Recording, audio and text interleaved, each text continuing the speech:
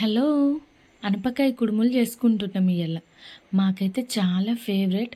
ఇది సీజన్ కదండీ! ఈ సీజన్‌లోనే దొరుకుతాయి. దొరికినప్పుడు చేసుకోవాలి, తినాలి. మేమైతే అనపకాయలు తెచ్చుకొని, ఒలిచేసి, వాటిని ఉడకబెట్టి పక్కన పెట్టేసిన. నెక్స్ట్ ఒక బేషన్ పెట్టేసి, అందులో కొంచెం దొడ్డు పట్టించిన బియ్యపు పిండి వేసుకొని, లైట్‌గా సాల్టు సరిపడినంత.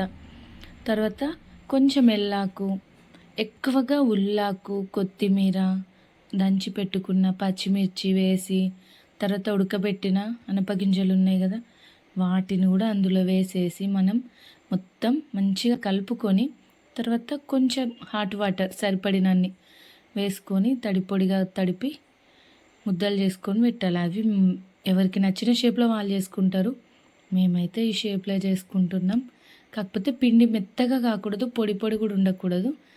నెక్స్ట్ ఇక ఒక బగోన్ తీసుకొని అందులో ఎండుగడ్డి ఉంటుందిగా, దాన్ని కాస్త వాటర్లో కడిగేసి గంజులో పెట్టేసి, తర్వాత ఆ గంజులో కొన్ని వాటర్ పోసేసి మనం చేసుకున్న ఈ కుడుముల్ని ఒకదానిపై ఒకటి అలా ఎన్ని చేసుకుంటే అన్నీ అలా పెట్టేసుకొని మూత పెట్టేసి ఒక 10 మినిట్స్ మీడియం ఫ్లేమ్ మీద అట్లా ఉడకనిచ్చిన తర్వాత తీసేసుకొని పక్కన పెట్టుకోవాలి.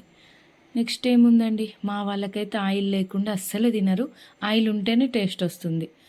దాన్ని ఇక అట్లా ఆయిల్ వేసుకొని మొత్తం స్మాష్ చేసుకొని పిల్లలైతే ఎట్లా తింటున్నారో చూడండి.